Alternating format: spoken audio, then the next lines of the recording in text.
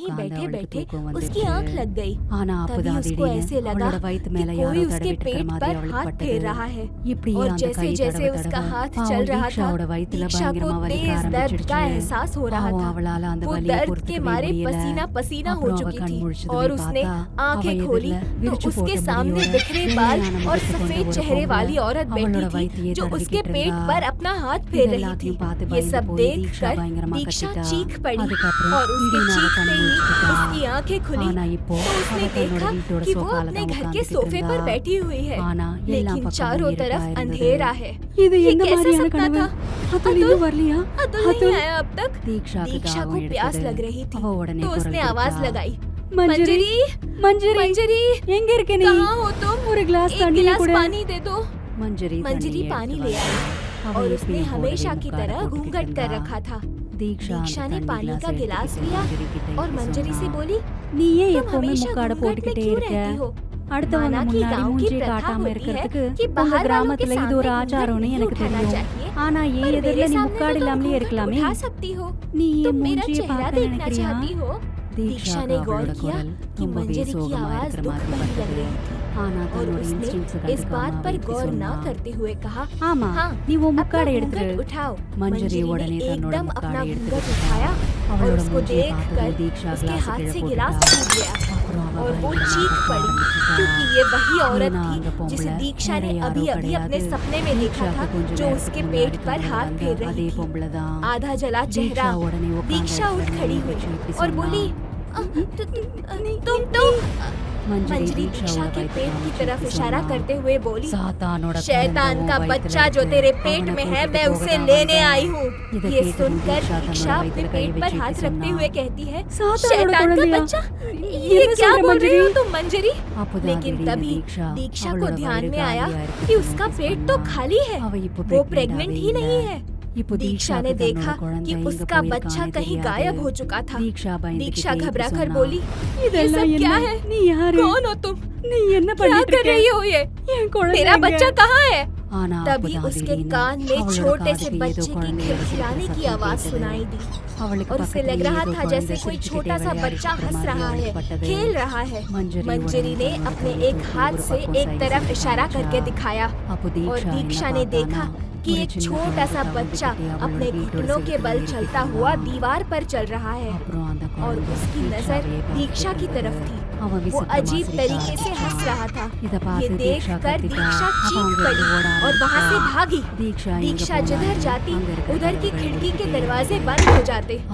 एकदम से मंजरी दीक्षा के सामने आ गई और बोली, तुम कहीं नहीं जा सकती हो, कहीं भी नहीं।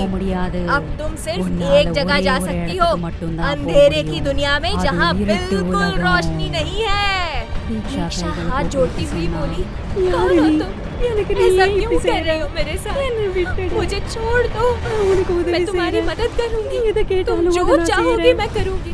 मैं अहर्या हूँ, रात की अंधकार, जिसे हर 100 साल के बाद आगे की 100 साल की जिंदगी के लिए ग्रहण की रात से 7वें दिन एक गर्भवती की कुर्बानी देनी पड़ती है और उसके बच्चे को शैतान के हवाले करना पड़ता है। तो मेरी मदद करने के लिए तुझे अपनी जान देनी होगी। तेरे बच्चे की रूह तो मैं पहले ही शैतान के हवाले कर चुकी हूँ। दीक्षा रोते हुए बोली, मैं ही क्यों? नहीं, छोड़ दो मुझे, क्योंकि तूने ग्रहण काल में मुझे अपने घर में आमंत्रित किया है। तू मुझे हाथ पकड़कर अपने घर के भीतर लाई है।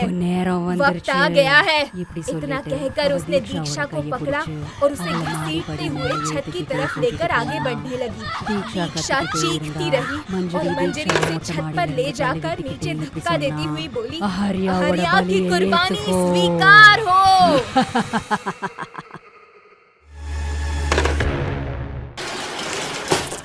உங்களுக்கு என்னோட கதை பிடிச்சிருந்தா என்னோட சேனல் கண்டிப்பா சப்ஸ்கிரைப் பண்ணுங்க. இன்னும் புது வீடியோஸ் தகவலுக்காக என்னோட பெல் ஐக்கன் கண்டிப்பா நீங்க கிளிக் பண்ணுங்க.